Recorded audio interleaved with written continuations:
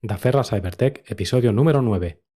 What about getting a department that can look at young men that's looking at women that looking at in social media? What about doing that, looking into things like that, and we can stop that way? I'm like Ricky Bobby. And you know what's so funny? I am with men focused on men. I'm like Ricky Bobby. We in America have some of the cleanest air and cleanest water of anybody in the world. Yes, we got a book from the green billions of dollars clean it out good. So all of the Chinese Indians, they put nothing in there. Hola, soy Óscar Iglesias, creador de Daferra Cybertech, tu podcast de ciberseguridad y tecnología con entrevistas, noticias y formación e información relevante del sector. También soy padre de una hija maravillosa, profesional freelance de la ciberseguridad y fundador y docente principal de Escuela Tecnológica Daferra, donde imparto un curso especializado en ciberseguridad corporativa GRC, teórico práctico y habilitante a nivel profesional. Si quieres adentrarte en el mundo de la ciberseguridad pero no sabes por dónde empezar, visita escuelatecnologicadaferra.com/blog. En el post fijado sobre mi masterclass en ciberseguridad tendrás a tu disposición un vídeo de más de 1 hora y media donde te contaré qué es la ciberseguridad, por qué tiene sentido formarse en esta materia a día de hoy, así como te hablaré sobre qué se necesita a nivel de conocimientos y habilidades, salidas profesionales, salarios, empresas donde enviar el currículum, opciones de formación, etc.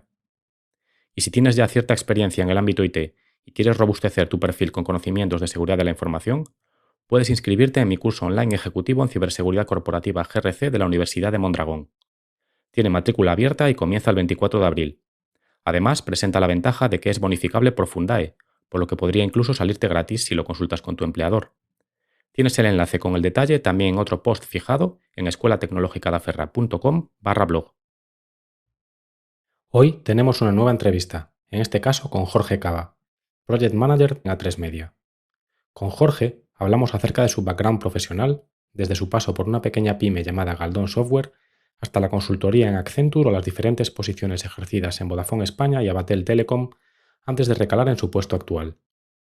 Charlamos distendidamente acerca de la gestión de proyectos técnicos, metodologías principales existentes y el Waterfall versus Agile, los roles de Scrum Master y Product Owner frente a la jefatura de proyectos tradicional, el efecto halo, el ejemplo del patinete o los artefactos de la metodología Scrum. Debatimos posteriormente acerca de las cualificaciones necesarias para ser un buen jefe de proyecto, tanto hard como soft, formaciones e itinerarios posibles a día de hoy, los riesgos principales al ejercer la profesión y cómo se tienen en consideración en los productos y servicios los requerimientos de ciberseguridad. Posteriormente comentamos cómo es el día a día de un Project Manager y las principales herramientas que emplean, así como mencionamos brevemente el portfolio de medios y servicios ofrecidos por el grupo A3 Media.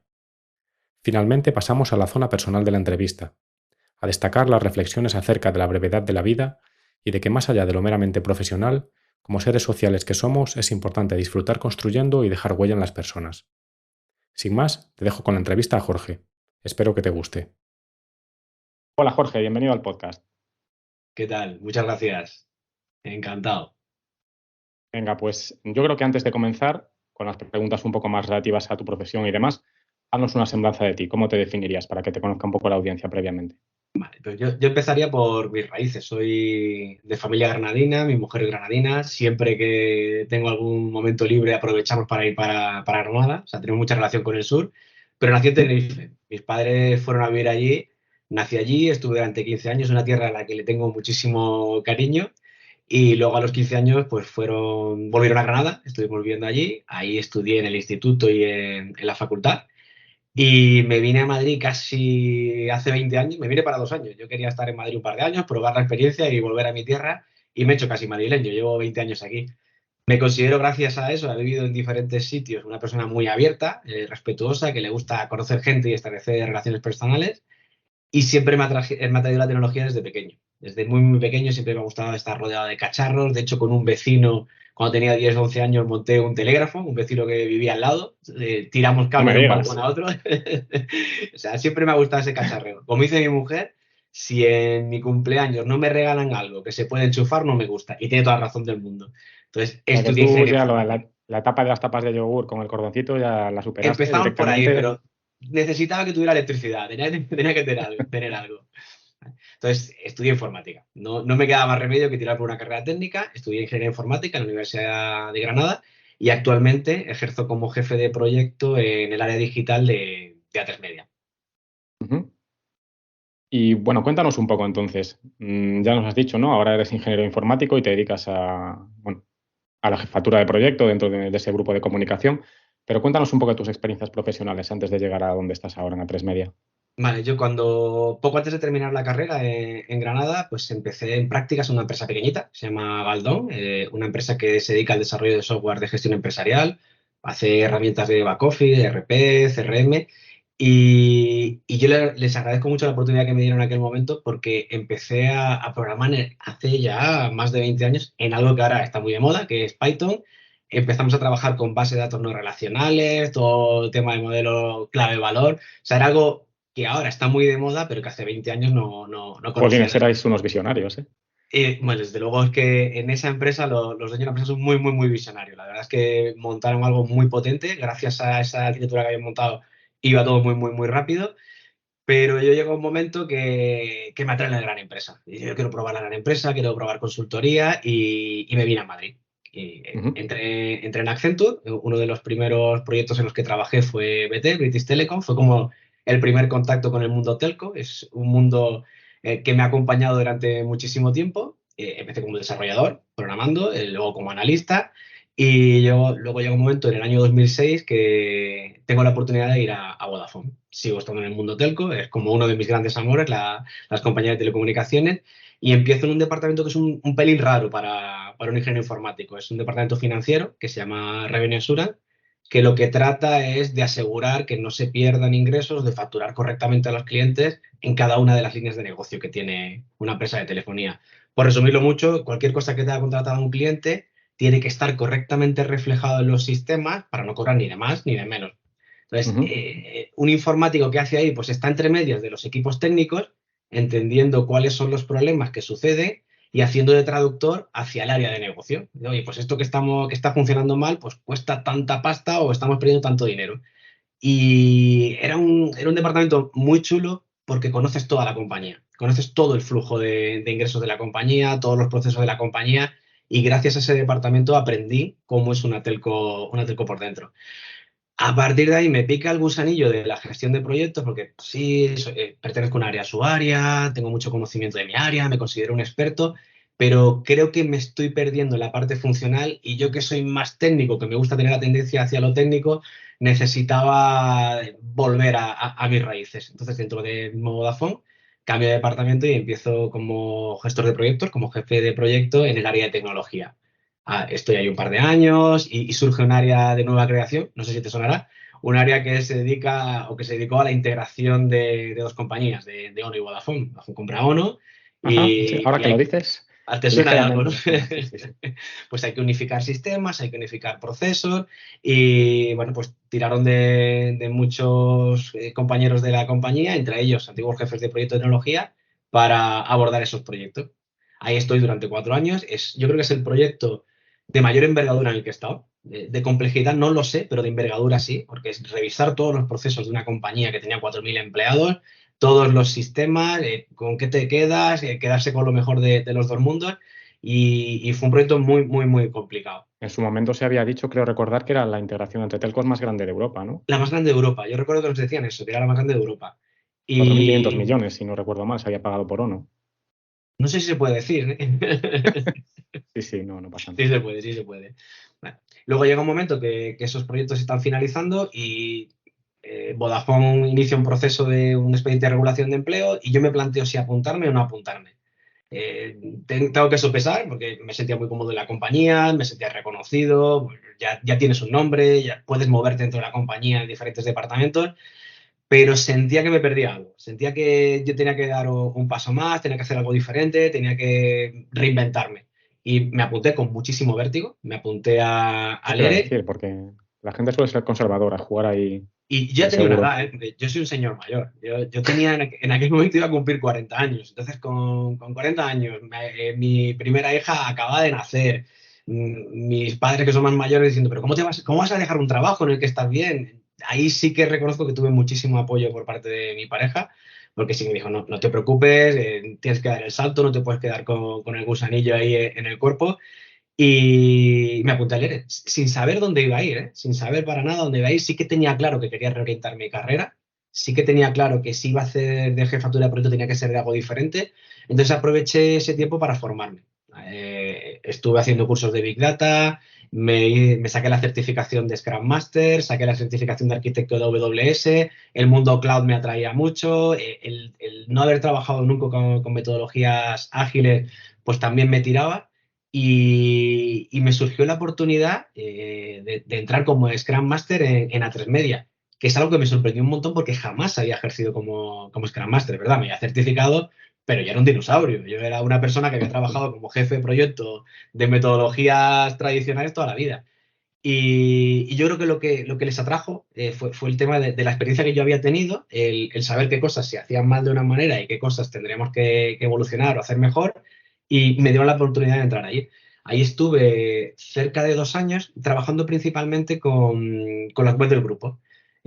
Todos los contenidos de las webs del grupo A3 Media que se publican en Internet, pues la parte de gestor de contenido, la herramienta que utilizan los redactores de noticias, cómo se construyen esas noticias, cómo se publican, cómo se añade metainformación que luego va a ser necesaria para que Google te ubique más arriba, más abajo. O sea, era un negocio para mí totalmente nuevo, un negocio muy, muy, muy bonito y en el que estuve 2 años que disfruté bastante.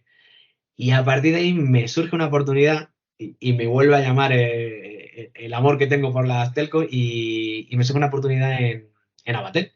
Es una empresa pequeñita, una telco que ha crecido mucho en los últimos años y entro como product owner. O sea, es como un rol un pelín diferente a lo que estaba ejerciendo en A3 Media y estaba muy centrado en dos proyectos principalmente. Uno es la parte de provisión de móvil, es cómo se activan las líneas de móvil cuando un cliente contrata los servicios de móvil.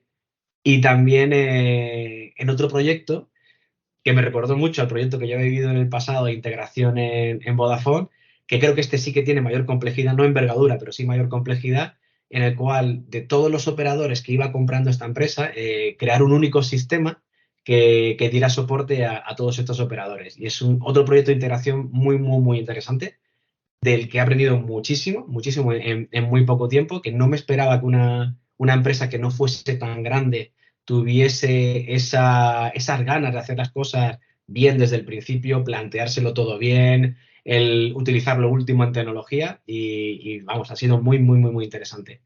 A partir de hace muy poquito, a finales de este año, se pusieron en contacto conmigo de A3 Media, volví, volví al negocio del mundo de la comunicación y para un rol diferente. Ya no era como Scrum Master, no es en el área en el que estaba yo antes, bueno, sí que pertenecemos al mismo área global, pero esto es más para la gestión de proyectos relacionados con la televisión digital. Y desde enero de este año estoy trabajando ahí.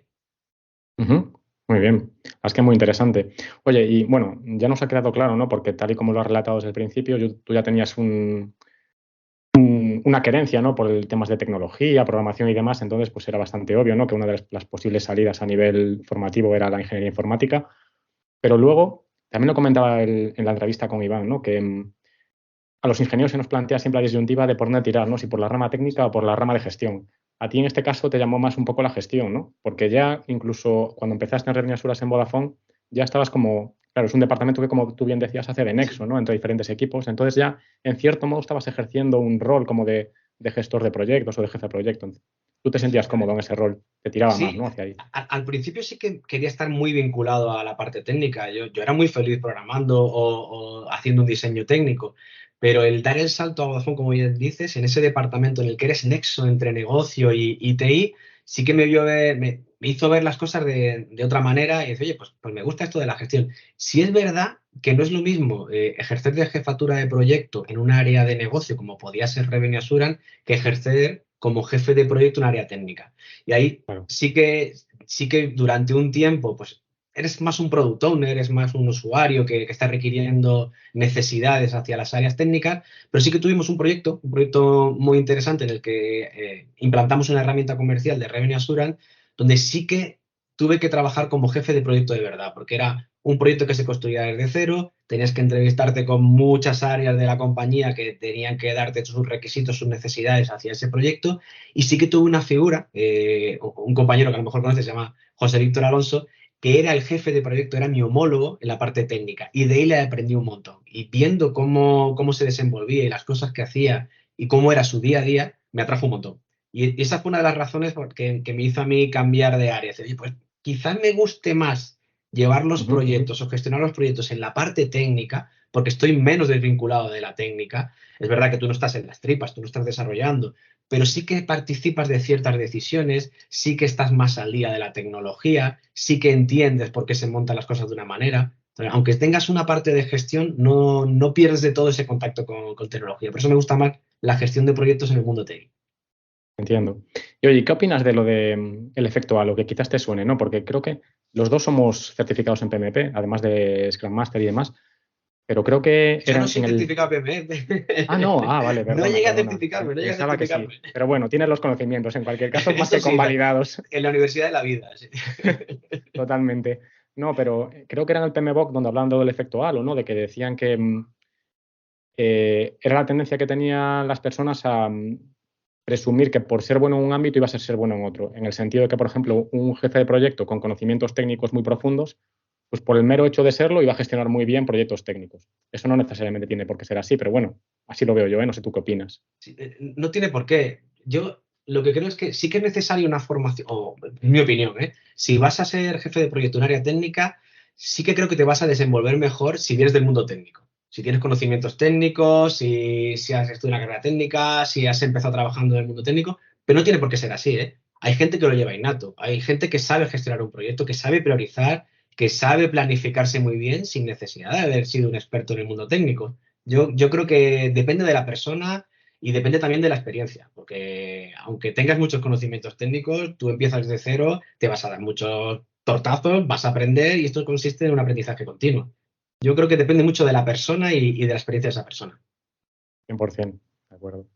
Oye, pues cuéntanos entonces un poco, porque has hablado de varios conceptos relativos a la gestión de proyectos, cuéntanos un poco realmente qué es un jefe de proyecto, qué es un, bueno, jefe de proyecto clásico al uso, ¿no? Qué es un Scrum Master, qué es un Product Owner, un poco diferencias, para que la Vale, audiencia controle de qué sí, estamos hablando. si queréis, o si te parece, podemos hacer la diferencia o contar cómo es la metodología clásica, Sí, cómo se gestionaban perfecto. los proyectos antiguamente, que es lo que yo viví al principio de los 2000. Bueno, Las antiguamente y no tan metodologías. antiguamente, ¿eh? Yo Muchas empresas se antiguamente. siguen gestionando Ahí así. también, sí, sigue habiendo.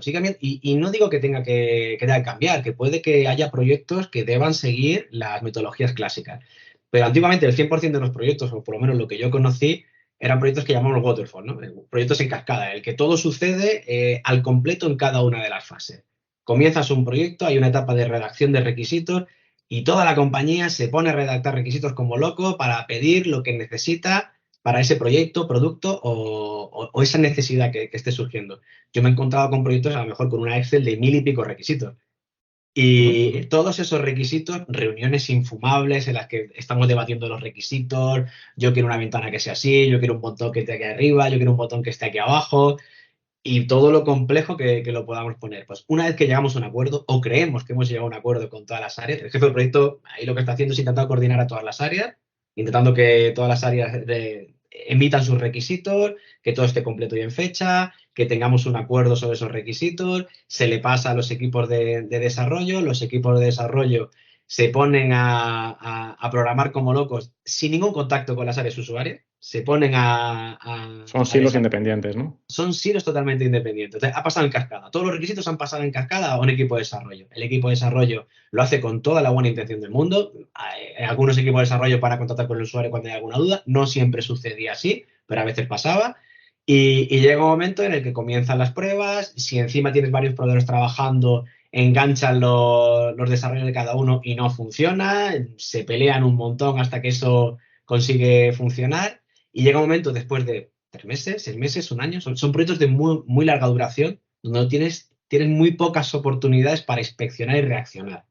Entregas ese producto, en algunos casos, en una etapa de pruebas en la que el usuario puede probar, en otros casos directamente llega el producto a producción y el usuario cuando lo ve dice, no se parece en nada a lo que yo quería. No se parece en nada. Y no es porque el equipo de desarrollo lo haya hecho con la peor intención del mundo o con descuido, sino porque lo que le ha llegado con un volumen muy alto de requisitos, lo ha desarrollado como ha entendido y no ha Claro, tenido una relación directa con las áreas usuarias. no puedo iterar, ir validando. Eso hoy en día lo hacemos de otra manera, efectivamente iterando. Ahora lo que hacemos en las metodologías ágiles es, oye, yo sé que quiero construir todo esto que tú necesitas. Sé que quiero construir esos 1000 y pico requisitos, los tengo en mente, ¿no? Tengo lo que llaman ahora historias de usuario, pero no tengo que detallarlo todo al máximo nivel. Yo priorizo y detallo al máximo nivel aquello con lo que yo creo que debo empezar. Y vamos entregando en diferentes fases lo que ahora llamamos sprint, que puede ser a 2 semanas, puede ser 3 semanas, un mes, lo que acordemos en el equipo. Y tú desde el primer mes, por ejemplo, tú ya estás encontrando valor. En el primer mes, aquello que es más prioritario, lo he desarrollado, lo he trabajado contigo. Día a día nos estamos viendo si vamos por el buen camino. Tenemos muchas oportunidades de inspección. Vemos si las cosas están funcionando bien y si no nos gusta por dónde vamos, tenemos capacidad de reacción. En el primer mes tú has podido ver si te estás desencaminando, puedes reaccionar y vas a aportar valor y vas a entregar algo. Nosotros en la última empresa en la que yo estaba ponemos un ejemplo y era el del patinete. Y yo soy una persona que tiene una necesidad y mi necesidad es moverme del punto A al punto B. Yo quiero ir de mi casa al trabajo. Y les pone esa necesidad al equipo de desarrollo. El equipo de desarrollo dice, bueno, pues en el primer mes te vamos a hacer un patinete. No te voy a hacer un coche, pero en el primer mes te voy a hacer un patinete. Con lo cual, el primer mes ya cubre la necesidad de moverse del punto A al punto B. No es perfecto, tienes que impulsarte, pero ya tienes algo. Estás experimentando durante ese mes con ese patinete, digo, pues mira, yo necesito que esté motorizado. Pues entonces en la siguiente iteración te hacemos un patinete eléctrico. Y así, iterando poquito a poco, Entiendo. en cada una de las iteraciones ya estás recibiendo un valor adicional. Siempre estás teniendo un producto mejorado en cada una de las iteraciones. Y llega un momento en el que dices, oye, ya tengo un coche descapotable, después de X meses, no quiero más, no quiero evolucionar más el producto, esto es lo que yo quería. En una metodología clásica, tú redactarías todo, a veces hasta con miedo, oye, voy a poner todos los requisitos que se me ocurran, porque si no lo pongo ahora, nunca me lo van a hacer. Esa es una frase que yo escuché mucho. Si no me lo pones ahora, no me lo vas a hacer nunca. Entonces, poner requisitos, quiero un coche que tenga 4 asientos, que tenga 10.000 litros de capacidad, las ruedas más altas que haya, y cuando llega al final del proyecto te encuentras con un camión. Te han entregado un camión, lo mismo no tienes licencia, lo mismo no te cabe en el garaje, y dices, esto no es lo que quería, y te ha costado un dineral. Pues eso es lo que intentas evitar con las metodologías actuales, las metodologías ágiles. No sé si el símil es muy bueno, pero Sí, sí, lo he sí, se entiende comentado. perfectamente. Además, lo bueno de las ágiles, entiendo yo, es que para todas estas empresas ahora tecnológicas, startups y demás, es mucho más práctico, ¿no? Porque te permite iterar, probar en el mercado si las cosas funcionan o no, recibir feedback del cliente y sobre eso seguir construyendo de forma, pues, de nuevo iterativa, ¿no? En cambio, Efectivamente. claro, la clásica es más rígida y en ese sentido da más problemas. Joder, pero entonces, ¿por qué se siguen utilizando las clásicas todavía? Es un poco... Hay proyectos donde vas a tener que utilizar la clásica porque a lo mejor no tiene sentido hacer iteraciones. Un proyecto regulatorio. Un proyecto regulatorio en el que tienes que cumplir una norma que está muy bien especificada por un determinado ministerio, que son unos requisitos que se entienden perfectamente. No es Ya, necesario iterar. claro. Eh, Tienes No, si estás una... haciendo una sustitución de sistemas, tampoco tiene sentido. Te sustituyo a la Efectivamente. mitad, no, es un... Hay Pero casos en bueno, los que no. claro. También es verdad que, por lo menos en mi caso, la jefatura de proyecto, tú también tienes al principio del año fiscal un compromiso con las áreas usuarias o con negocio de, oye, ¿cuáles son los proyectos o los retos a los que me voy a enfrentar este año? Pues tienes que tener una planificación, tienes que tener unas barritas diciendo, pues estos proyectos son más o menos complejos, hace una serie de estimaciones y tienes un compromiso. Entonces, ese modo de reportar sigue existiendo. Otra cosa es que por debajo hay muchos equipos de desarrollo que tienen que trabajar con metodologías ágiles y esa es la gran dificultad. El transmitir de una manera tradicional cómo evolucionan los proyectos de una compañía y adaptarlo a cómo se van entregando las funcionalidades de manera iterativa. Bueno, pero eso en el día a día, con mucha comunicación, cualquier desviación que suceda durante la semana o durante el mes, adaptando correctamente las planificaciones y enseñándolas correctamente al negocio, no supone un problema. Pero sí es verdad que te puedes encontrar de todos esos proyectos que abordas en un año, algunos que no tengan sentido iterar. Que hacer, como tú dices, sustitución de sistema. Pues tengo que hacer esta sustitución, sí que planificas, sí que tienes una serie de fases, pero no tengo que ir entregando un producto que todavía no es viable para que me vayan validando si puedo seguir avanzando o no. Y otra de las ventajas que también destacaría de las metodologías ágiles es, si tú estás trabajando en un proyecto o en un producto que quieres sacar al mercado y tu competencia saca algo, tú tienes capacidad para en el siguiente sprint reaccionar. En una metodología clásica no. Tienes que lanzar los famosos check requests, eso era un dolor, cómo lo encajo con la planificación general, era bastante difícil. Vale. O sea que realmente el jefe de proyecto es un profesional que tiene, digamos, una caja de herramientas, ¿no? Pues puedes utilizar metodologías ágiles, clásicas, en función de las necesidades del proyecto, incluso de la organización, bueno, de los recursos que tengas disponibles, y que hace un poco de equilibrismo, ¿no? Tiene ahí su alcance, su tiempo, su coste, sus expectativas de sus áreas usuarias, y tiene que conjugar todo eso para conseguir el resultado final, ¿no? Efectivamente. ¿Cómo ves el rol del jefe de proyecto en sí? O sea, ¿qué cualificaciones debe tener esa persona para poder ser un buen jefe de proyecto, un buen gestor? Bueno, ¿y qué diferencia hay entre, porque has dicho antes, Scrum Master, Product Owner, ¿es lo mismo, no es lo mismo? Doble pregunta, Bueno, como a los políticos. yo creo que depende, bueno, empiezo por el final. ¿Es lo mismo o no es lo mismo? La teoría sí que te establece determinadas diferencias. Digamos que el Product Owner, según la teoría, y me baso en Scrum, el Product Owner es el representante de las áreas de negocio, los que llamamos los stakeholders. Entonces, es la persona que tiene en su cabeza cuáles son las necesidades que hay que acometer y que hay que cumplir. Y además tiene en su cabeza cuál es la visión del producto. Mi producto tiene que acabar de esta manera. Yo sé cómo quiero que sea mi producto y tengo que fasear, tengo que ver cómo trabaja el equipo de desarrollo y tengo que ver qué cosas puedo hacer antes, qué cosas puedo hacer después, tengo que ver la capacidad del equipo, cómo es la velocidad del equipo. Y el Scrum Master lo que hace es velar porque se cumpla el marco de trabajo. Hay una serie de artefactos en el marco de trabajo Scrum y hay una serie de eventos. Pues tiene que velar porque eso se cumpla. No en todas las organizaciones se hace así. No en todas las organizaciones hay un Scrum Master. Normalmente lo que suele haber es un Product Owner que se pone a veces la gorra de Scrum Master. Eso es lo que suele pasar. Y es lo que yo me he encontrado en la mayoría de los casos. Entonces, yo diría que tanto Scrum Master, Product Owner, Scrum Master con gorra de Product Owner o jefe de proyecto son personas que se dedican a gestionar problemas. Uh-huh. Digamos que un proyecto es un desafío, es un problema en el sentido de, es un reto que te ponen y que ponen a un equipo de trabajo. Y tú vas al mundo ideal, siempre vas a planificar ese proyecto pensando en lo mejor. Y no sucede así, siempre hay eventualidades, siempre hay cosas que no has tenido en cuenta, siempre hay problemas que tienes que gestionar. Y lo que hace el rol de jefe de proyecto o de Product Owner, de Scrum Master, es desbloquear esos problemas. Tratar de que el equipo de trabajo resuelva esos problemas. Si no hay perfiles que tengan capacidad suficiente como para resolver esos problemas, pues levantar la mano y tratar de buscar esos perfiles. Es intentar que avance. Yo diría que si tienes la gorrita de jefe de proyecto, intentas que avance, además siempre mirando de reojo la planificación, siempre mirando de reojo que el project plan no se te desvíe. Pero en el fondo es eso, es resolver problemas. Los Básicamente dineros resolver también, problemas. Planificación y presupuesto, digo. Sí, sí, hombre, y presupuesto, y presupuesto.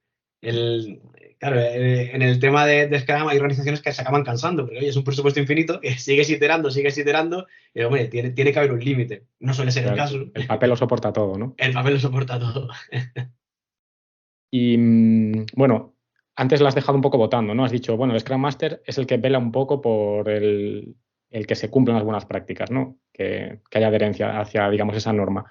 Pero ¿cuáles son esos artefactos o esas actividades, tareas que se realizan habitualmente Sí. de forma clásica? Básicamente, yo creo que casi todo el mundo está un poco habituado, ¿no? Los artefactos son el backlog. Tenemos el backlog es el listado de funcionalidades o de historias de usuario que forman parte de ese producto que yo quiero conseguir. Pues el backlog completo del producto, el backlog de un sprint concreto y los eventos son esas oportunidades que te da Scrum para inspeccionar, para ver si vamos por el camino correcto. Esos eventos son la daily. En el día a día, yo quiero ver durante 15 minutos qué está pasando, si tenemos algún problema, si tenemos algún tipo de bloqueo o si vamos bien. Si vamos bien, pues la reunión va perfecta. Si vamos mal, hay una serie de puntos que tenemos que tratar y después de esa reunión, después de esa daily, pues las personas que pueden ayudar a solventar ese problema se reúnen. Luego tenemos el Sprint Plan, que es ese evento en el que nos sentamos con el Product Owner y con el equipo de desarrollo para ver qué somos capaces de hacer en el siguiente sprint. De todas las cosas que tenemos que hacer, ordenadas por prioridad, ¿hasta dónde podemos llegar? Pues es un sprint de 2 semanas. Pues en 2 semanas, ¿qué nos comprometemos a hacer? Luego hay un momento cuando pasen esas 2 semanas, que es la sprint review. Oye, pues hemos conseguido hacer esto. Pues mira, esto me parece bien, esto creo que lo podemos subir así a producción, esto no me gusta, para el siguiente sprint le vamos a dar una vuelta. Y luego hay un evento que a la gente se le suele olvidar y yo creo que es súper importante, que es la retrospectiva. Y ya no es tanto acerca de las necesidades que tiene que ejecutar el equipo de desarrollo, sino cómo estamos trabajando. A veces incluso a nivel personal. ¿Qué problemas hemos detectado dentro del equipo durante este sprint que creemos que deberíamos mejorar? Oye, pues, a lo mejor un tema de comunicación, un tema de recursos o un tema incluso de documentación. No estamos documentando Sí, nada. a modo de lecciones aprendidas o mejora continua, Lecciones ¿no? aprendidas, efectivamente. Entonces, el Scrum Master tiene que velar porque todos esos eventos sucedan, porque los artefactos se utilicen correctamente, estén bien informados, que se dedique tiempo a refinar esos backlogs para que se redacte correctamente, si haya dudas que se solvente, y en el día a día, si hay algún tipo de bloqueo, tiene que tratar de que eso se desbloquee. Pero ya te digo, no todas las organizaciones tienen un Scrum Master por proyecto. Entonces, muchas veces lo que yo me he encontrado es que el Product Owner hace esas funciones. Y el Product Owner a veces hace trampas.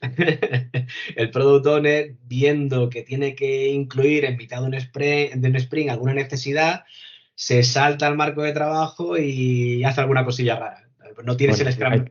hay que ser flexible siempre. Hay que ser flexible a veces. Yo tenía un compañero de trabajo que me decía que tampoco hay que ser esclavo de las metodologías. Obviamente. Obviamente. Scrum te dice lo contrario. Scrum te dice, si no lo aplicas al 100%, no estás haciendo Scrum. Vale, no estoy haciendo Scrum. ¿Pero estoy haciendo las cosas mejor? Sí, estoy haciendo las cosas Son mejor. los talibanes de la norma. Sí. Oye, y antes se nos ha quedado una pregunta colgada. Hablaba un poco de cualificaciones o características que debe cumplir una persona para poder desempeñar correctamente esa función. Yo Ya. entiendo que aquí los soft skills serán muy importantes porque hay mucha gestión de personas. Sí, una de las cosas que me gusta decir cuando me preguntan, oye, ¿cómo haces que vayan los proyectos mejor? ¿Cómo Tienes que haces hacer que las cosas sucedan y que sucedan bien. y que sucedan bien? Hombre, hay que ser bastante riguroso a la hora de decir, oye, esto está bien hecho, no está bien hecho. Una cosa es la flexibilidad y otra es que no seamos exquisitos a la hora de hacer las cosas, pero a mí me gusta destacar que hay que saber escuchar. Hay que escuchar mucho, ¿eh? Para ser un buen jefe de proyecto, en las reuniones, por ejemplo, con las áreas usuarias, tienes que escuchar a todo el mundo. Tienes que hacer que todo el mundo se haga escuchar, porque luego va a ser un problema, ¿eh? Si hay mucha gente en una reunión de definición de requisitos y tú ves a alguien que está callado, que no está participando, te crees que ha ido bien y a lo mejor no ha ido bien. O alguien toma la voz cantante y pisa a otras personas, pues tienes que tratar tú de escuchar a todo el mundo y también hacer que los demás se sientan escuchados.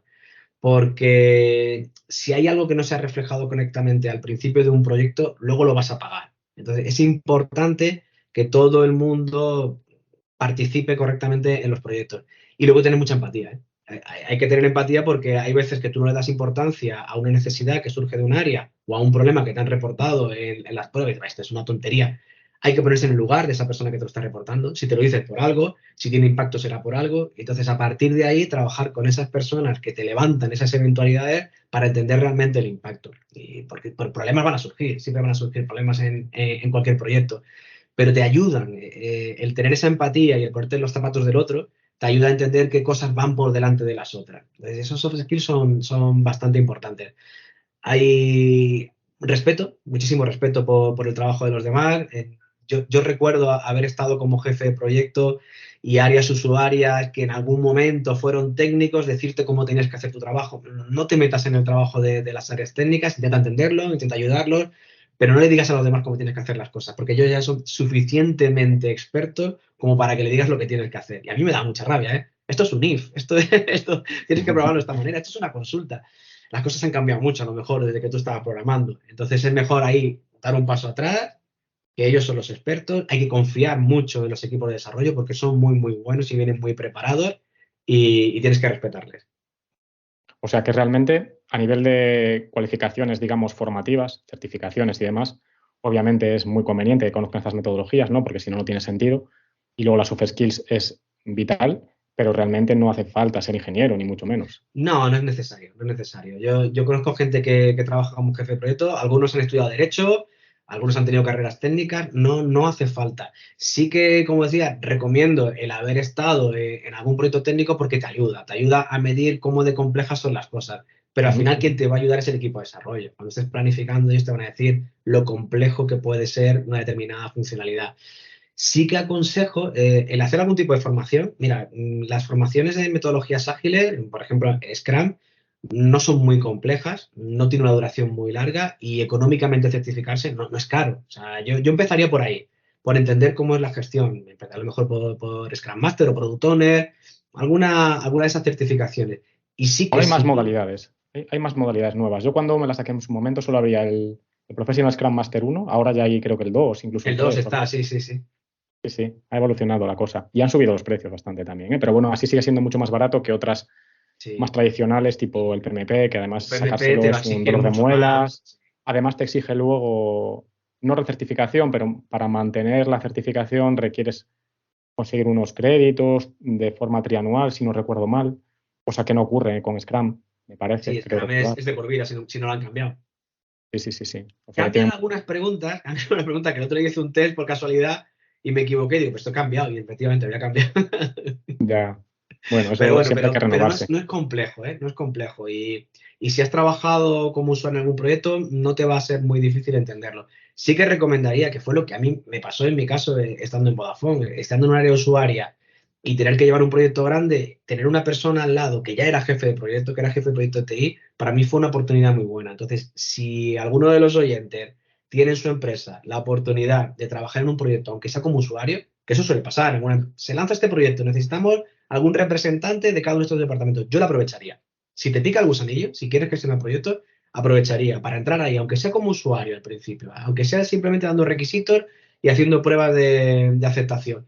Luego, poco a poco, lo puedes ir complicando, puedes participar más, puedes gestionar, pero yo haría una incursión para ver si te Sí, como gusta. mínimo vas aprendiendo la mecánica, vas viendo un poco cómo son las cosas, las reuniones, formatos de Pero nadie te va a exigir documentación. un título de jefe de proyecto. Y esto es un aprendizaje continuo, como decía antes. Te vas a pegar leche, muchas, muchas. Pero de todas aprendes al final. Vale, pues vamos ahí entonces. Las leches que te vas a pegar. ¿Cuáles son los principales problemas a los que te enfrentas habitualmente a la hora de gestionar proyectos?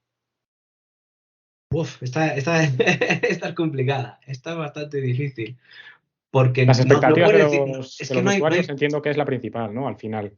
sí, hombre, El la mayor riesgo, gestión, ¿no? Digamos, el hay un no cumplirlo. riesgo, pero yo no diría que todos los proyectos tienen siempre la misma tipología de problema, depende mucho del proyecto. Sí que es verdad que si hay proyectos donde participan muchas áreas, la coordinación de todas las áreas es muy complicada, es muy difícil, porque hay muchos requisitos que chocan entre sí, pasa muy a menudo. Ahí lo que hay que hacer al final es ceder o intentar que ambas áreas cedan de alguna de las maneras posibles. No todo se puede entregar siempre, no todo se puede entregar a la vez. Entonces, llegar a algún tipo de acuerdo de, bueno, pues entregamos primero esta parte, entregamos esta otra. Entonces, esos son muy difíciles. Cuando hay proyectos de muchas áreas, son complicados. Luego hay proyectos donde solo hay un área demandante y la principal complicación es el tiempo, porque hay determinadas necesidades que son de negocio, son necesidades que el mercado te impone y tienes que sacar cuanto antes. Entonces, esas son también difíciles, no tienes una coordinación muy complicada de requisitos que estén chocando unos con otros, pero sí que tienes que tomar decisiones de qué cosas prescindo para poder llegar a la fecha. Otra cosa es que hay una segunda fase donde tú puedas incluir las necesidades que te has dejado fuera. Siempre las vas a poder incluir, pero tienes que pensar muy bien y ahí sí que tienes que trabajar muy de la mano con el área usuaria. Oye, para llegar a esta fecha tenemos que prescindir de esto, esto y esto. No, no, mejor prescindamos de esto otro. Que haya una comunicación muy fluida a la hora de tomar esas decisiones, que compartan y que ellos participen de la toma de esas decisiones para poder llegar a tiempo. Yo el tema de los tiempos lo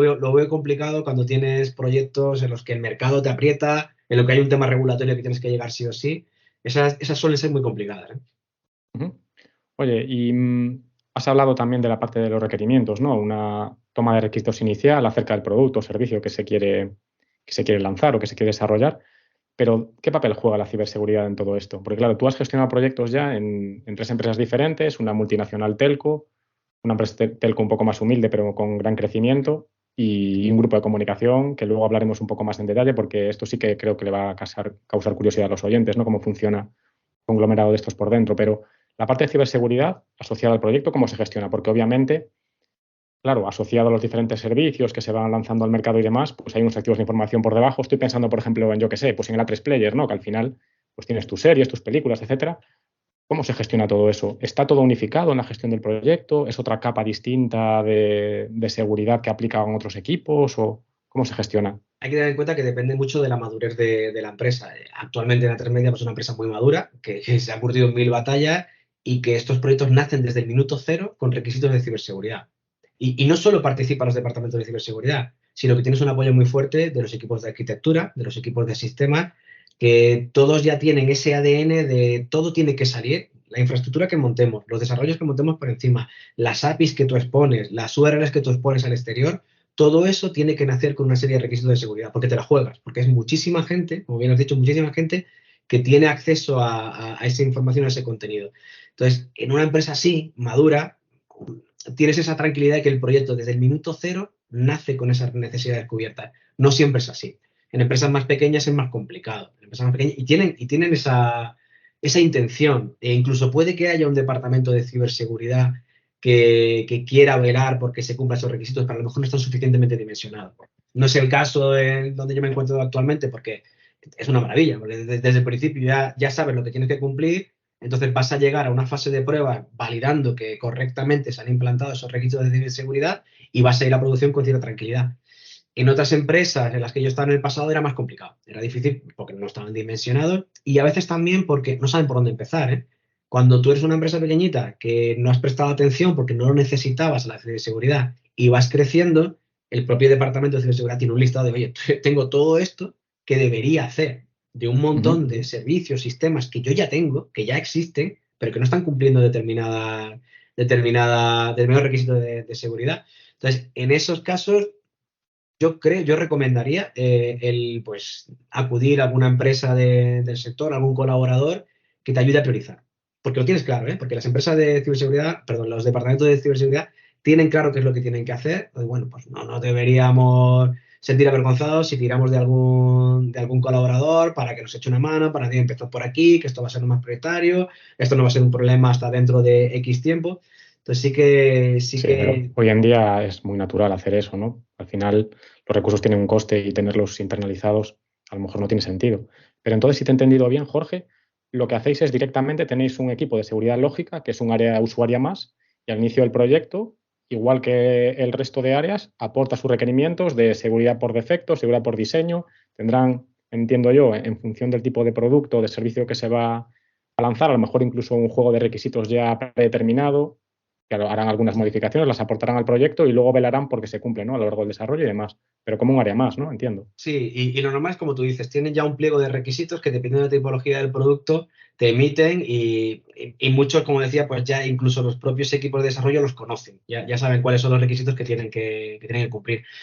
A veces pasa que en otras empresas, bueno, esto ya hace bastante tiempo, pero en otras empresas no existía ese rol de equipo de ciberseguridad, pero sí que tenían muy claros los equipos de desarrollo qué es lo que había que hacer, incluso tenían ya sus requisitos preparados.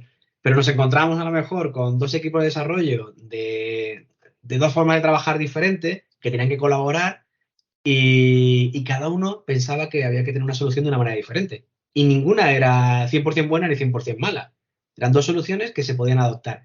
Pues a veces morías por inanición ante la falta de decisión. Y, oye, no decidimos cómo tenemos que montar esto, pues yo qué sé, un tema de autenticación, autorización. ¿Cómo lo montamos? ¿De esta manera o de esta otra?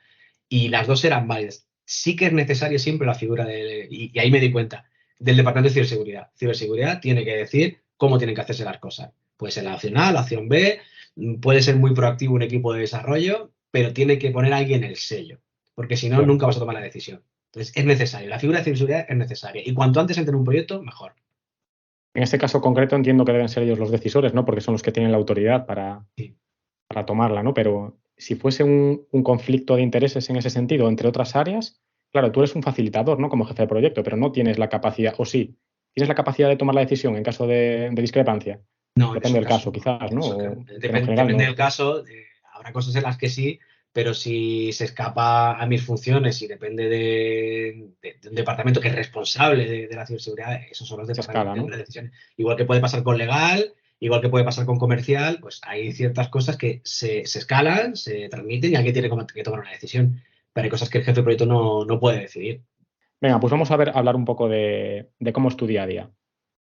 Realmente nos has contado un poco la teoría, ¿no? Los artefactos y demás, pero tu día a día, ¿qué es lo que haces habitualmente a la hora de gestionar los proyectos? Vale, tú, ¿En qué inviertes tus horas?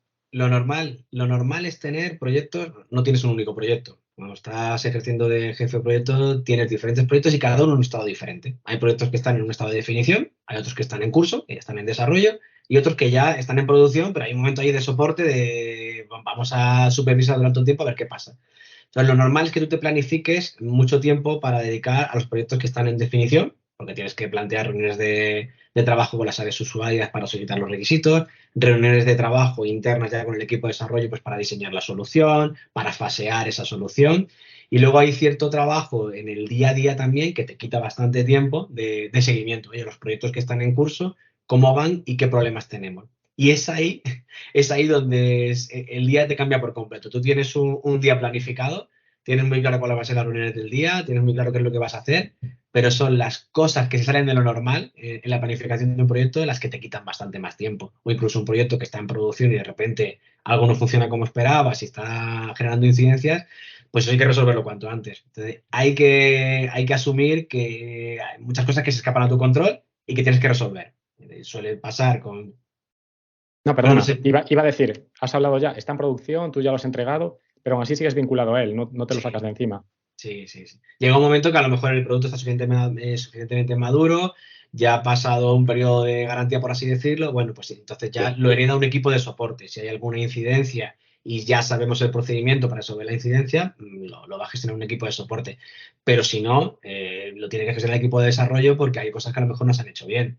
Incluso si en el futuro, estando soporte, se encuentra o se identifica una incidencia de algo que no se había identificado correctamente y que exige desarrollo, va a volver hacia los equipos de desarrollo y probablemente sea el jefe de proyecto quien tenga que gestionarlo y tratar de incluir esa nueva necesidad en alguno de los backlogs de los proyectos que hay en curso.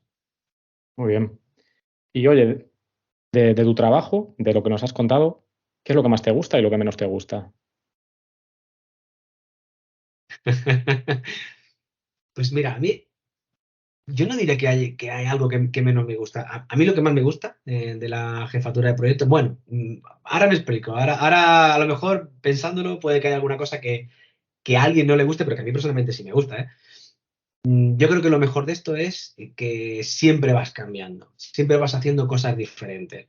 Tú terminas un proyecto, eres un experto en una determinada funcionalidad porque has trabajado durante X meses, lo has entregado y de repente empiezas otro proyecto desde cero y no tienes ni idea. O sea, a mí eso me gusta, ¿eh? Me gusta hacer cosas diferentes, no me gusta hacer siempre lo mismo. Y la parte negativa entiendo que para otras personas, para mí no es, "Uf, ahora tengo que empezar de cero, ahora esto no tengo ni idea, qué inseguridad me puede generar". Puedo entender que haya personas que les pase eso, pero a mí no. Y cuando estás como jefe de proyecto, te suele pasar muy a menudo. Y es lo que más me atrae, el hacer cosas diferentes, el conocer tecnologías diferentes, porque no todos los proyectos se resuelven por debajo de la misma manera. No requieren los mismos equipos, no requieren los mismos procesos, incluso a lo mejor no requiere la misma tecnología en cuanto a desarrollo, en cuanto a lenguajes de programación, por ejemplo, o en cuanto a un bus de eventos que tiene que comunicar la información. Entonces, el trabajar siempre en proyectos diferentes te hace enriquecerte mucho más. Para mí es lo mejor del trabajo. Parte negativa, pues siempre hay problemas, siempre hay problemas. Siempre hay días que son peores, hay días que todo te sale mal, pero como en cualquier trabajo. Los usuarios también, habrá algunos que sean más sencillos de llevar, otros a lo mejor son Pero un poco más ellos pensarán lo beligerantes, mismo habrá de de todo, nosotros, ¿no? ¿eh? Sí, Ellos seguro, pensarán lo seguro. mismo de los jefes de proyecto. Habrá jefes de proyecto que son más abiertos y otros que son más cerrados y más Claro. complicados. Yo creo que en todas partes cuecen habas. Pero bueno, con respecto a lo del dinamismo, sí que te doy la razón y de hecho, jolines, es que al final, si no te gusta un poco abrazar esa incertidumbre, por ejemplo, ¿no? Yo, Hablando así un poco de exactamente, o forma sea, figurada, si tampoco te hubieras alguien apuntado a un ERE tampoco, ¿no? no Sí. me había apuntado, efectivamente. No lo habría hecho. Habría quedado y habría sido muy feliz probablemente. Y había estado trabajando haciendo lo mismo durante X años. No pasa nada. Si no todos tenemos por qué hacer esto. Pero a mí en concreto es lo que más me gusta. Entonces, eso también hay que dejarlo claro. Si alguien quiere trabajar de jefe de proyecto, que le va a caer cualquier cosa dentro del negociado que tenga la compañía en la que trabaje. Pero le puede caer cualquier cosa. Y eso es bueno, eso está bien. Oye, ¿y qué herramientas utilizas habitualmente en tu día a día? Porque hemos hablado de los artefactos y demás, Sí, pero ¿eso se traduce a herramientas concretas o realmente el sí, paquete ofimático estándar y poco más? hay herramientas. Hombre, son más herramientas de gestión. O sea, no te piensas que un jefe de proyecto tiene un framework de desarrollo Claro, claro, ya no tienes Eclipse abierto ni pero nada sobre. No, ojalá, ¿eh? en Python, ¿no? lo que más se usa, y yo creo que en la mayoría de los roles de una compañía, es el Teams. Ahora mismo lo que más usamos es el Teams para comunicarnos. Lo siguiente es el Jira. En mi etapa actual estoy utilizando Jira para, pues, para tener ese backlog, para ver las tareas, para planificar qué es lo siguiente que se va a hacer. En mi etapa anterior utilizaba Azure DevOps. Ni mejor ni peor, son dos herramientas diferentes. Yo sí quizás soy muy de Atlassian, muy de las herramientas Atlassian. Me gusta más Jira porque hay mucha magia entre ellos, pero Microsoft tampoco lo hace nada mal, con Microsoft Azure DevOps. Luego también utilizo Microsoft Project porque yo tengo que trasladar, a la hora de reportar mis proyectos, sí que tengo que trasladarlo a una planificación más clásica. El mail también lo utilizo, mucho menos que hace años, mucho menos, no tiene nada que ver. Yo antes tenía el mail hasta arriba de comunicaciones y ahora lo que tengo es el Teams lleno de, lleno de mensajes. No sé si es mejor o peor, pero... Es mucho más ágil. Para mí el Teams me gusta más. Desde Es más inmediato. Sí, sí. De hecho, es ya más fácil perder el control, para mí también. Sí, es verdad que a veces pierdes el control, tienes que también intentar priorizar.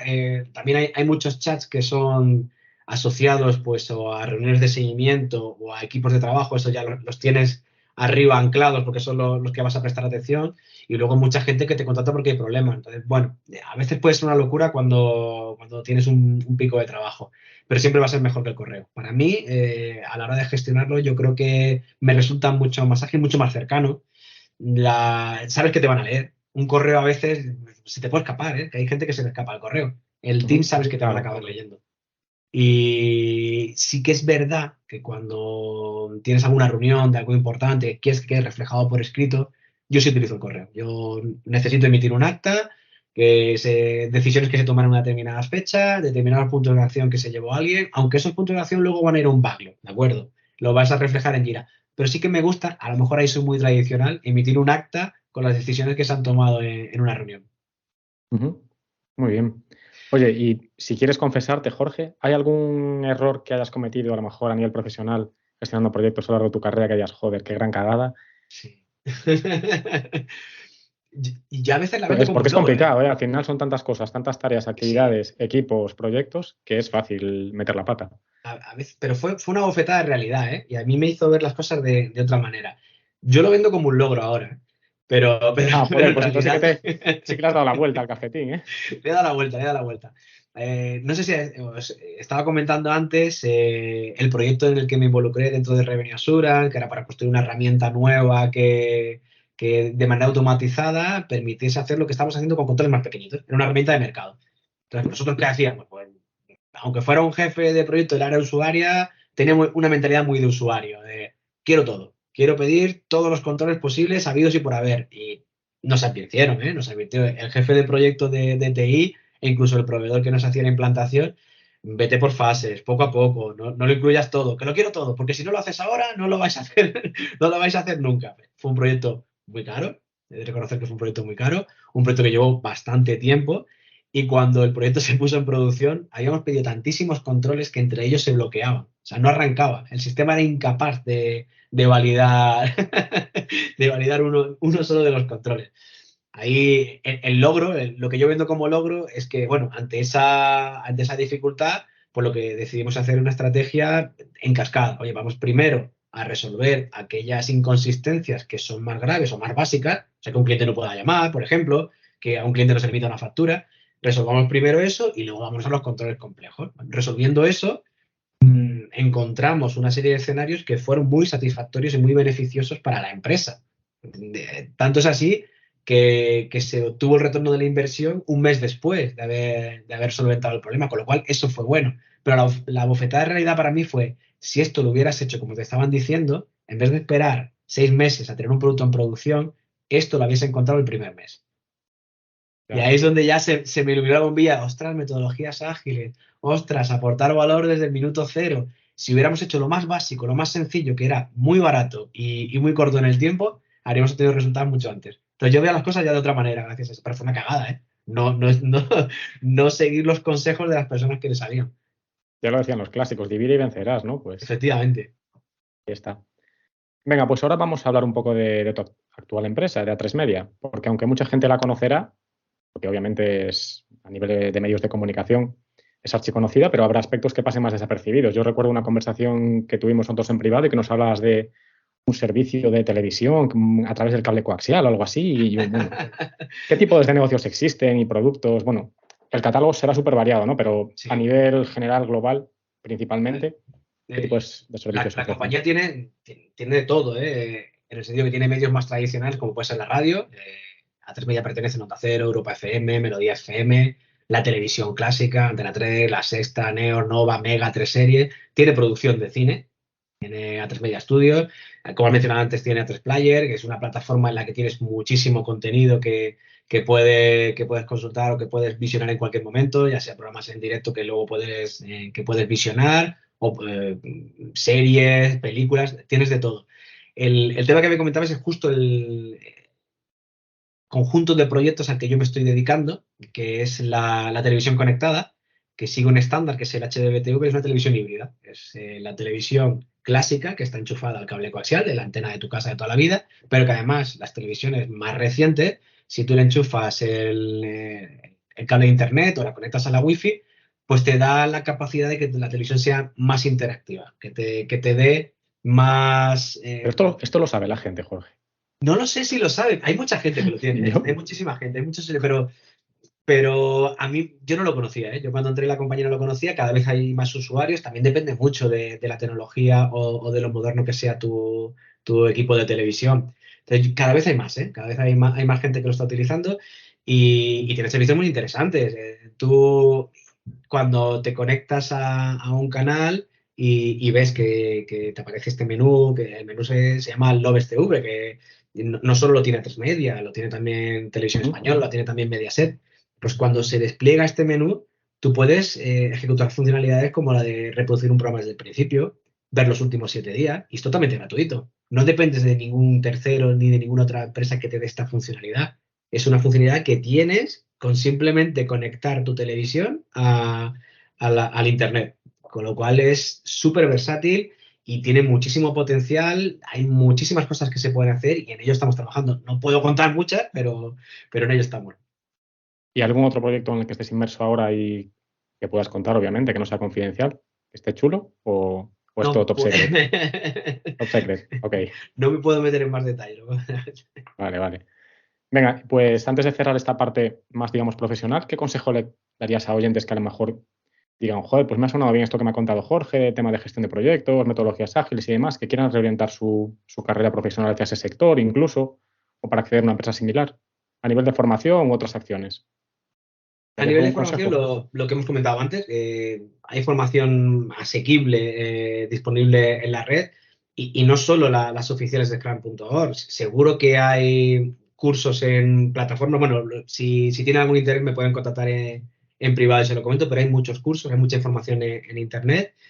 Y sobre todo, aparte de la formación, no tener miedo a dar el salto, no tener miedo al cambio. Y si de verdad uno está interesado en la gestión de proyectos, pues tratar de involucrarse en la medida de lo posible en proyectos para ver cómo funciona la rueda. Y a partir de ahí, pues dar el salto a la gestión.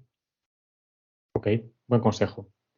Venga, pues vamos a hacer ahora un pequeño cambio de tercio y vamos a la parte personal de la entrevista. Te voy a preguntar, Jorge, si te ha cambiado mucho la vida de tener un hijo a 2 hijos.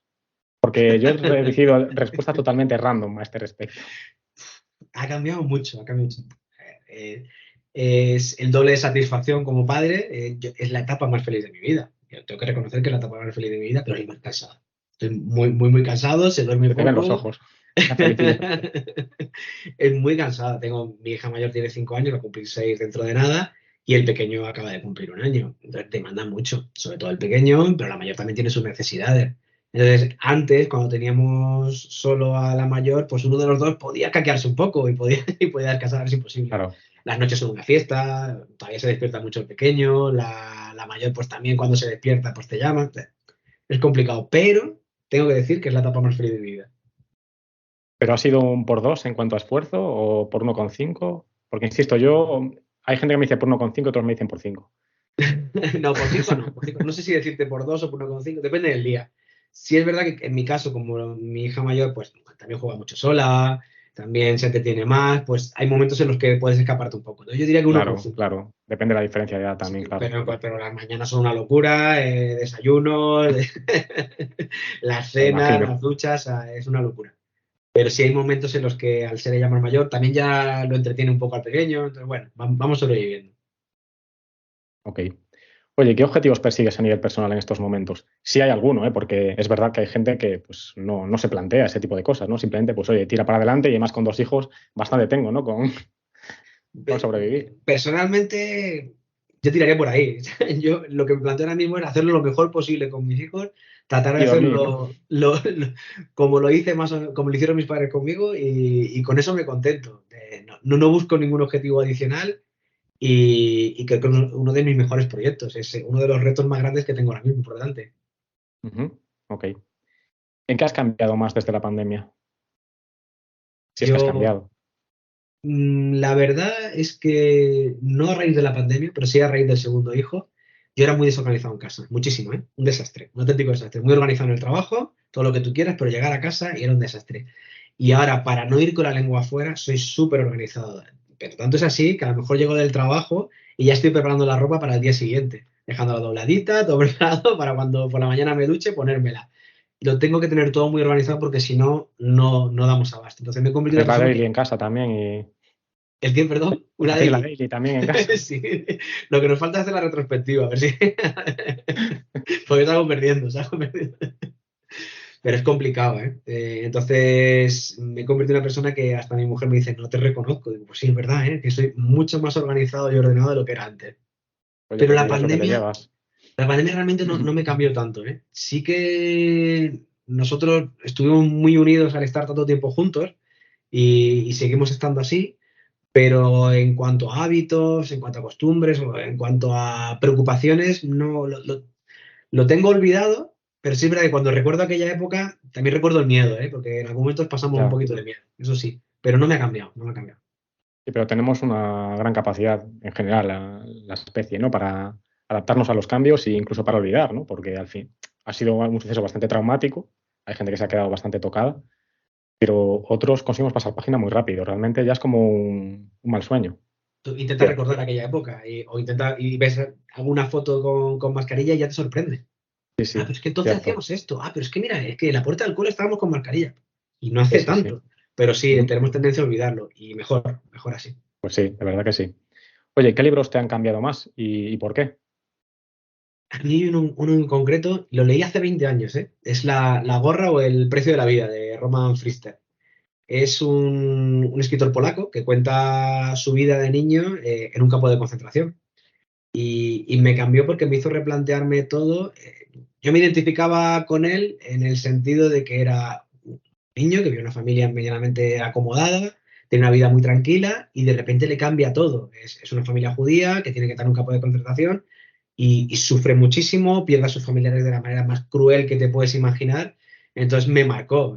Algo parecido a lo que te puede pasar cuando ves noticias sobre la guerra de Ucrania. Es gente que Ujú. tiene una vida muy tranquila, una vida normal, como podemos tener nosotros, que iba al trabajo, que iba al colegio, que iba a la facultad, y de repente te cambia por completo. Y el contarte con tanta crudeza todo lo que le pasó, a mí me dejó muy marcado. Y había otra cosa que comentaba, una vez que termina la guerra y él pues intenta rehacer su vida, ya nada vuelve a ser lo mismo.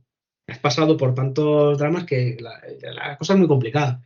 Y una cosa que le pasó es que para intentar recuperar los recuerdos bonitos que tenía, volvió a su antiguo lugar de residencia y se dio cuenta de que no recuperó esos recuerdos, sino que no le gustó. Como llegó allí y dice, no solo no he recuperado, sino que no me gusta cómo está la situación ahora.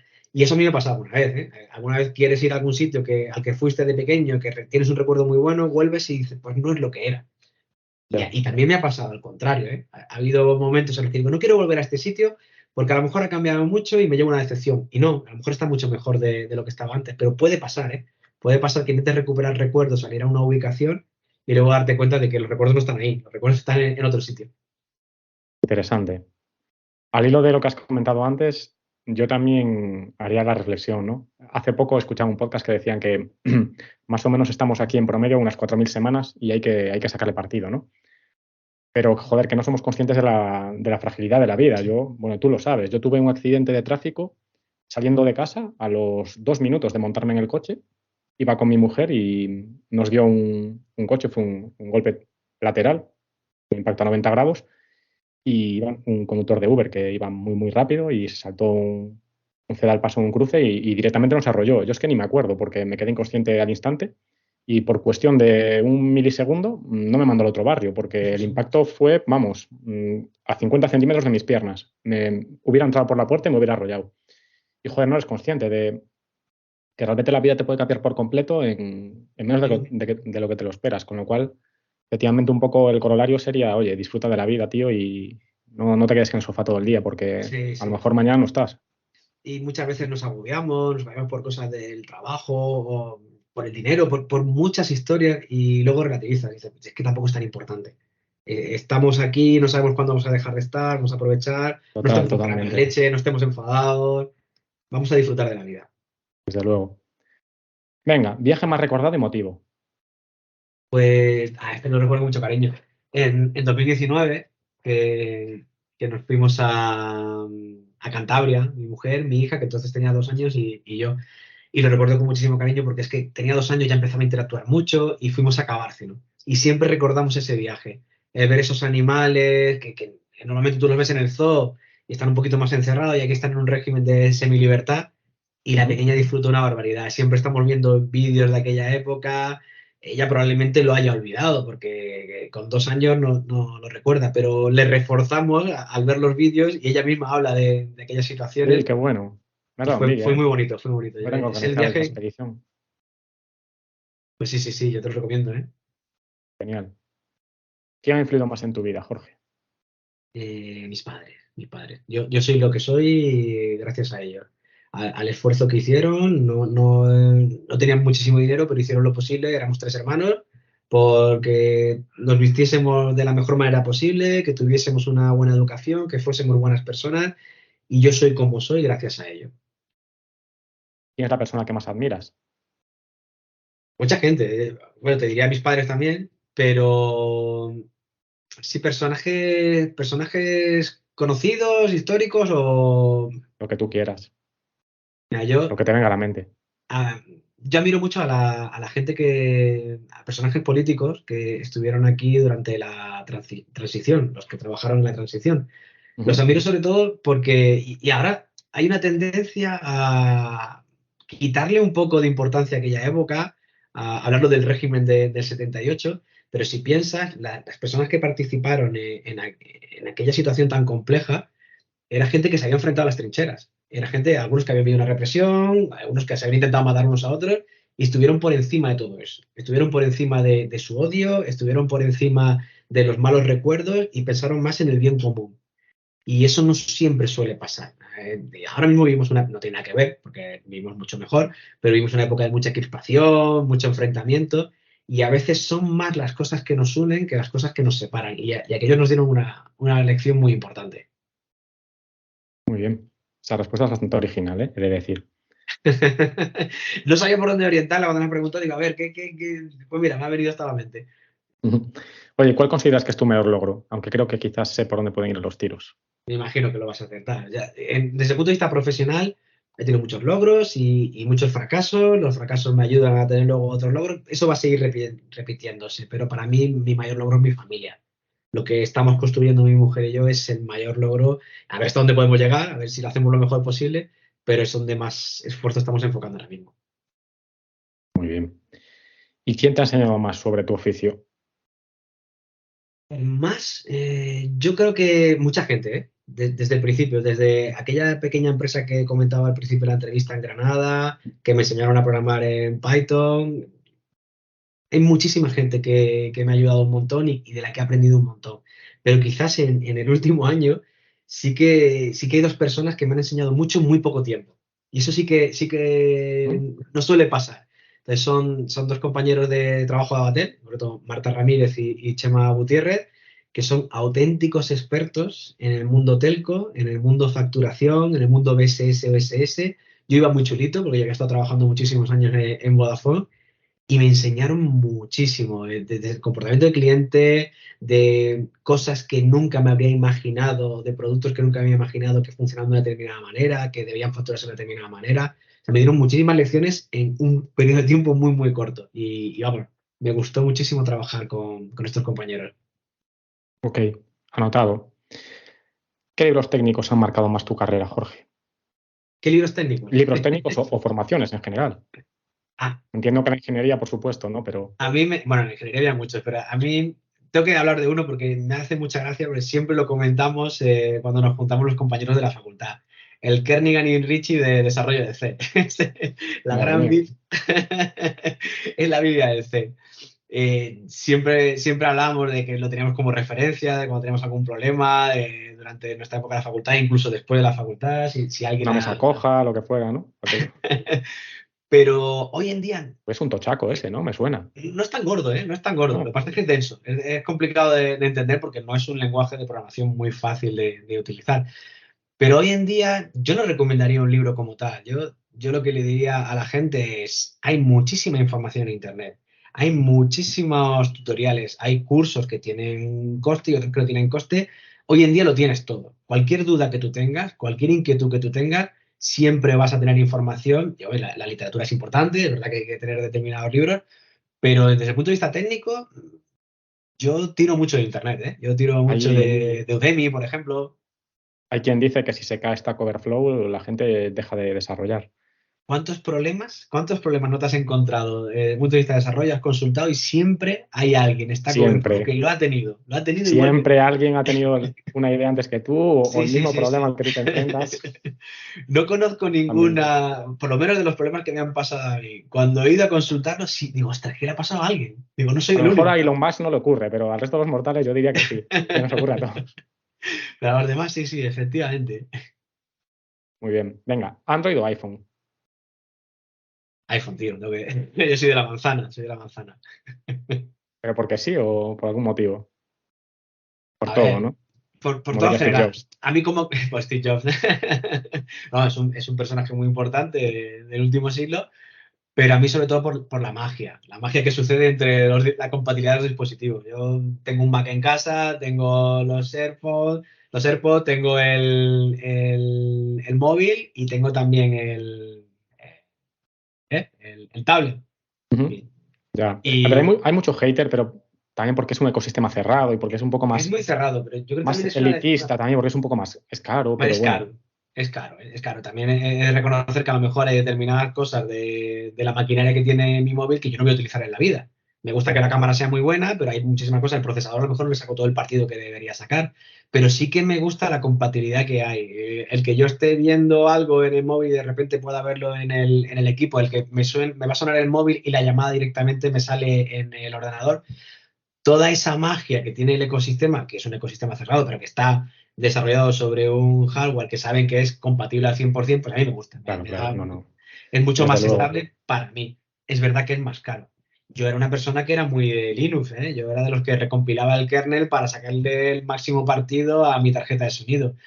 Estoy mayor para dedicarle tiempo a eso. Yo creo que las cosas funcionen, principalmente por eso, sin No, pero preocuparme.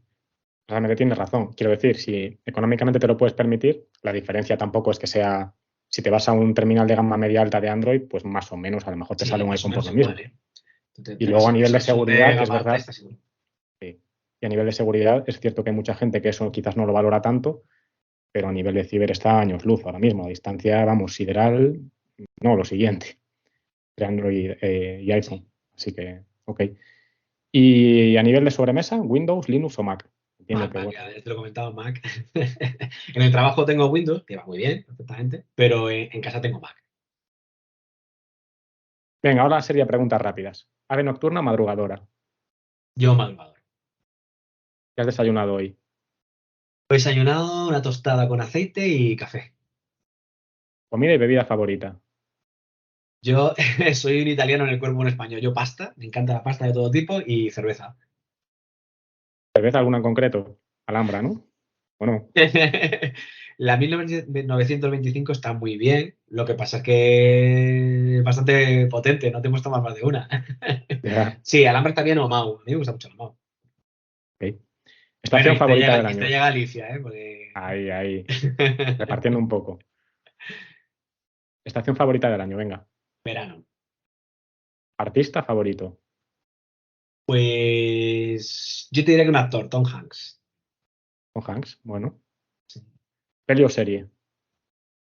¿Cuál es tu Favorita, favorita? Quiero decir, favorita. sí. 13 días. Es No la que, es conozco. que, buah, no la conoces, por Dios. A mí me gusta mucho. Hay tres etapas que me gustan mucho del siglo XX. La guerra civil, por todo lo que supuso. Me gustan mucho las películas, informarme, documentales. La Segunda Ujú. Guerra Mundial y luego la Guerra Fría. Y 13 días te habla de la crisis de los misiles de Cuba. Esos 13 días en los que el mundo estuvo a punto de irse al garete. Está muy, muy, muy bien. Sale Kevin Costner como asesor de los hermanos Kennedy y te das cuenta de lo poquito que faltó para que hubiese una guerra nuclear y que gracias a personas buenas de ambos bandos se Ujú. consiguió encauzar. Y es que eso también es una lectura muy importante, que no solo había gente buena en el bando americano, también en la USA había personas que no querían llegar a un enfrentamiento bélico. Y siempre que sale en televisión la veo. O si no, la pongo a propósito y la busco. Ostras, pues la tengo que buscar, ¿eh? Muy recomendable, ¿eh? Muy recomendable. Me la apunto. Venga, deportista favorito. Y Nadal, Nadal. O sea, una persona que lleva tantísimo tiempo y un sufridor y que aún así sigue demostrando que está entre los primeros, tiene muchísimo mérito. Es una persona que parece que tiene un partido perdido y te lo levanta. Hemos La verdad disfrutado es que muchísimo con el partido de Nadal. es un ejemplo. Ha salido del top 10 ya, por fin, ¿eh? Llevaba, no sé, creo que ha batido el récord histórico, no sé cuántos años en el top 10. Justo ha salido, pero ha sido por las lesiones, pero Es que no hasta muy por fácil. demérito suyo. Si se retirase no pasaría nada, ¿eh? Aquí nadie le No, va a desde decir luego. nada porque lo ha dado todo. ¿Famoso favorito? Yo A ver qué voy a me ser un dices. poquito políticamente incorrecto. Hay muchos famosos, algunos te gustan, es por épocas. Hay veces que hay gente que te convence más, otros que te convence menos. Estoy siendo últimamente un poco seguidor de Twitter. Bueno, lo había dejado durante una temporada por el tema de que Twitter se ha convertido en una red social muy de haters, Ujú. pero disfruto mucho con Pérez Reverte metiéndole caña a todo Joder, el sabía que lo mundo. ibas a decir. ¿Has visto la polémica que se ha generado ahora con lo de la tilde? A solo. Sí, sí, sí. Oye, yo he sido siempre pro tilde, lo siento mucho, ¿eh? Yo igual. Son pronombres, lo siento. De hecho, tuve una discusión con un proveedor hace 2 o 3 años relativo a eso. Madre mía. Pues creo que él No, se va a liar en la próxima reunión de la RAE con el sí, tema de solo con porque tilde o sin incluso tilde. ha mencionado a la propia cuenta de la RAE. Bueno, ha sido un... Pero Sí, sí, a mí me sí. gusta que meta caña, Es un ¿eh? provocador. Está de vuelta de Sí. todo ya ese hombre. Sí, En fin. Venga, marca favorita. te vas a reír, Apple. Ah. ¿Y cuáles son tus hobbies principales? Pues mira, salir en bicicleta, lo tengo un poco abandonado, pero con los vecinos que tengo en la zona donde vivo ahora, tratamos los domingos de salir, aunque sea una horita, intentamos retomarlo. Luego el cine y las series, me encanta, cine y series, ¿Mm? y he descubierto una afición que yo no sabía que no se me da nada mal, bricolaje. Bricolaje, no me digas. Bricolaje, tío, es que me encanta. Tenemos una casita en el pueblo, la casita de mi familia en Granada, y la hemos estado reformando en los últimos años. Y vamos, yo me encanta lo de poner los portalámparas, soy un experto en mantenimiento de vigas, lijado, tratamiento anticarcoma, cualquier cosa que tenga que ver con la casa, me encanta. Me informo mucho en tutoriales, soy un experto en tutoriales de YouTube, de cualquier cosa de la casa, y me gusta hacerlo a mí mismo, ¿eh? Hasta Pues cambié el nada, me césped, puse el pasas. césped artificial, o sea... Pásanos el portfolio y las tarifas, que nos puede interesar, ¿eh? Venga, más cosas. ¿Qué 3 personas te llevarías contigo a una isla desierta? ¿Qué 3 objetos y por qué? Ya has visto que soy una persona muy familiar, me llevaría a mi mujer ¿Está claro? y mis hijos. ¿Te la ha puesto fácil? Yo me llevaría, a ver, una caña de pescar, porque yo soy muy malo y necesitamos comer. Me llevaría un hacha y probablemente algo para hacer fuego, porque me veo también un poco inútil, ¿eh? Para hacer fuego por mi cuenta. Ok. ¿Preferías pasar un año en el Polo Norte o 2 en el desierto? Por duración, un año en el Polo Norte. Ah, sí, pero alturas de 2 años en verano el desierto más, es ¿eh? No muy sé, duro. no sé. Yo prefiero el Polo Norte, abrigarse bien. También tienes que explicarnos qué nos podemos llevar. Si me puedo llevar un buen abrigo y estoy bien cobijado, pues a lo mejor lo soporto mejor. Que no decimos bien los Pero, requisitos, vamos, me estás diciendo. sí, pero 2 años es mucho tiempo, ¿eh? sea, ¿y qué superpoder te gustaría tener? A mí me gusta Superman porque es el superhéroe más completo, lo tiene todo. Pero de todo lo que tiene, yo creo que volar. Volar tiene que ser una pasada. Me encantaría volar, en cualquier momento te saltas un atasco y ver las cosas del aire. No, yo creo que es el superpoder más bonito y menos nocivo. No le haces nada a nadie. Puedes Eso sí, escapar. además 0 emisiones, que se Sí, sepa. es de cero emisiones. Bueno, Jorge, venga, estamos llegando ya a la sección final del programa, entonces te voy a pedir que nomines a 2 personas que tú conozcas, que crees que sería interesante que pudiesen venir al podcast para ser entrevistadas. Hombre, si tienen relación con la ciberseguridad un poco más directa, mejor, obviamente, y ya lo decimos siempre, ¿no? Este es un programa no solo de ciberseguridad, sino también de tecnología, pero bueno, si tiene relación con la ciber, estupendo. Y también a poder ser de otra organización para no repetirnos. ¿Y por qué las nominas? Vale. Pues yo voy a tirar de mi antigua empresa, de Abatel. Hay dos Ujú. personas. Una de ellas es Carlos Jiménez, que es responsable de plataforma base y está muy ligado, en concreto las dos personas están muy ligadas con temas de ciberseguridad en dos puntos muy diferentes de la cadena. En la parte de sistemas de plataforma base, pues toda la infraestructura que se tiene que montar, en concreto una telco, cómo debe convivir o cómo debe cumplir todos esos requisitos de ciberseguridad. Y por otra parte, Alejandro Nieto, que es el responsable de los canales digitales. Ya me dirás los canales digitales, que es la puerta hacia tu casa. Ujú. Todo lo que haya podido vivir o haya podido gestionar este hombre, yo creo que también puede ser muy interesante. Vale, genial, me los apunto. ¿Y dónde pueden encontrar los oyentes más información sobre ti si quieren contactarte por algún motivo? Yo soy una persona muy normal, no tengo más medio de contacto que mi perfil de LinkedIn y a lo mejor el de Twitter, pero vamos, que si quieren contactarme por LinkedIn, si tienen alguna curiosidad, si les ha interesado algo de lo que he contado aquí o de mi experiencia, que bueno, que no es nada del otro mundo, es muy normalita, de verdad, pues que pueden contactar conmigo y les puedo ayudar en lo que necesiten. Venga, genial. Pues ahora ya, para terminar, las 2 últimas preguntas. Si tuvieras la atención de todo el mundo durante 5 minutos, ¿qué dirías? Pues yo diría que tanto fuera como dentro del trabajo, lo importante son las personas. Hay que dar lo mejor de cada uno, hay que intentar conseguir tus objetivos, pero yo creo que hay que trabajar siempre en equipo. Y si tienes un buen ambiente de trabajo, si con las personas hay una relación muy buena, te lo puedes pasar muy, muy bien en el trabajo. Y que aquí se trata de eso, pasamos muchas horas en el trabajo, se trata de disfrutar. Y yo estoy orgulloso de muchos de los logros que yo he conseguido en los proyectos, pero casi que prefiero que me recuerden por lo bien que se ha trabajado conmigo, porque he estado allí cuando ha habido algún problema, porque a las personas que no tenían tanta experiencia les he ayudado a progresar, porque se ha ayudado a enriquecerse. Entonces prefiero que me recuerden por eso, más que por las cosas que conseguí hacer por mí mismo, sino por el trabajo en Ujú. equipo. Muy bien. Yo aquí he de decir que, bueno, los oyentes quizás no lo sepan, pero nosotros hemos trabajado juntos en el pasado. Aparte de ser muy buen profesional, yo por lo que más te recuerdo y te recuerdo con una sonrisa en la boca es por lo bien que nos lo pasábamos juntos, sobre todo en las comidas. Es que yo he llegado a tener dolor de barriga de reírme contigo, la verdad. Sí. Y Las el cosas momento como de la son. comida era muy bueno, era muy bueno. Y a lo mejor el primer café de la mañana también, ¿eh? Y mira que a Sí. veces estábamos Trabajábamos como dormidos de mala cabrones, pero nos leche. lo pasábamos muy bien, ¿eh? Las Era, cosas sí, sí, hay sí. que decirlas. Sí, Hay que divertirse también en el trabajo. No todo tiene que ser seriedad. sí tendría que ser. Y bueno, ahora ya antes de cerrar, Jorge, el micro es tuyo. Si quieres hacer alguna última reflexión, si quieres saludar, como hacen en la radio, este tipo de cosas, lo que tú Pues, quieras. no, yo me estoy poniendo ya demasiado emotivo. No creo que sea necesario añadir nada más. Lo único es pues, agradecerte que me hayas invitado, que he estado muy a gusto. Es una conversación de toda la vida, que, como has dicho antes, pues hemos trabajado juntos, nos lo hemos pasado muy bien, nos hemos reído mucho. Para mí ha sido pues recuperar uno de esos momentos en los que nos hemos puesto un poco al día de Ujú. cómo están las cosas y tanto desde el punto de vista personal como desde el punto de vista profesional. Así que Genial, nada, solo Jorge. agradecerte el que me hayas invitado. Pues no, hombre, gracias a ti y aquí lo dejamos. Nos despedimos y nosotros seguimos en contacto.